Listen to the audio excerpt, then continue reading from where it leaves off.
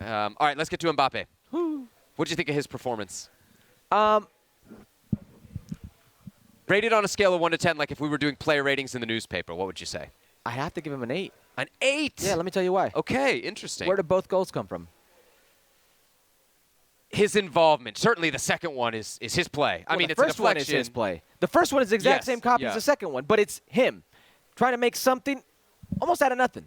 It's him. Yeah, dude, you're going 1-on-3 in the box. Like, there's No, I'm what, talking about 5? the first goal. Oh, okay. The first goal. I mean, he has 2 bites of the apple, and it deflects to Theo Hernandez. It's just that's what good players do. They're in dangerous positions. They create. That's when, like, when you score, when you hit a cross and it goes in, and somebody asks, "Did you mean to score?" Right. I meant to be dangerous. Yeah, that's who he is. He means to be dangerous every single time he's in or around the box, and every single time he's on the ball. And you said it yourself. When he gets the ball, doesn't matter if he's 60 yards away from goal. He's pushing it by as many people as he possibly can. Yeah. He's that type of game changer. He's that type of player. And you always, no matter if he's had his worst game, his best game, you always have to know where he is on the field. That is so dangerous to play against, so difficult to play against. So when we had Julien Laurent on the other day, and we were talking about Mbappe's performance against England, he pointed out, like, yeah, there's no goal per se, but there is an impact on the game because of the amount of people he draws.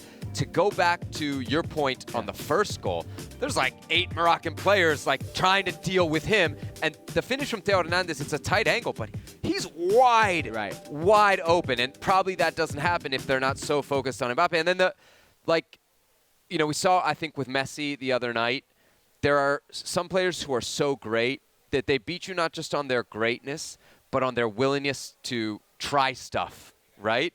Messi, in a place where, probably Vardiol doesn't expect him to try to do that, does it, and maybe that's why he beats what for many was one of the best defenders of the tournament. I don't think too many people, even given as good as Mbappe is, thought what he's going to do here, because it's set up nicely on his right foot, is pull it back, then wiggle in between, because there was nowhere to go. Like, I don't think, maybe you would say, I don't think most players even see that, even at the high level. Like, and if they do see it, they don't have the courage to try it. He did it. The player who was defending him didn't see it. Right, totally. Yeah, he was gone. It was a flyby, right? And then the assist, it's not an assist, right? It's kind of but it's totally because he's willing to try it. And as you say, be dangerous.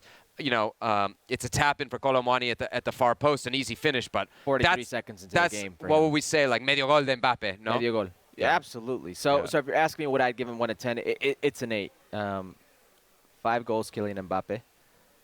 Is it 5 goals, Messi? Yes. Oh my 4 Julian. It's setting up perfectly. And I know we're all talking about Messi's last dance. Yeah, we'll get to that. And I know we're talking, but just imagine this. It's Messi's last dance. Everybody's expecting World Cup, and that would catapult him as the greatest of all time.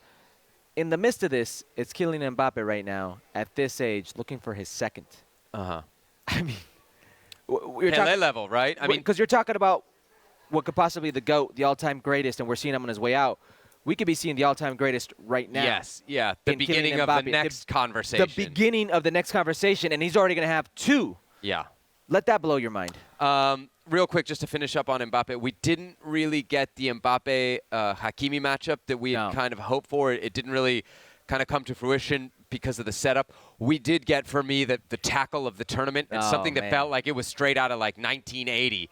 Amrabat it's not just the tackle. For me, in this day and age, I was almost expecting like a card or a foul just because of the velocity, the ferocity with which he goes in. It's to recover on Mbappe, and that is not Mbappe at like 3rd gear or 4th gear. No. That's Mbappe at 5th gear, and he caught him.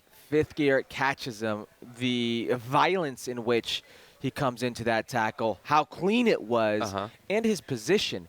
You don't see many defensive midfielders with that speed and that willingness. You're going to see a lot of defensive midfielders with that willingness to tackle. But in the box like that, I believe he was on the edge of the box. Oh, yeah. This was a 1990s Serie A type of tackle, which makes a lot of sense, him being a Fiorentina player. Not for long, maybe, huh? That's not going to happen. He's gone. With a performance like that.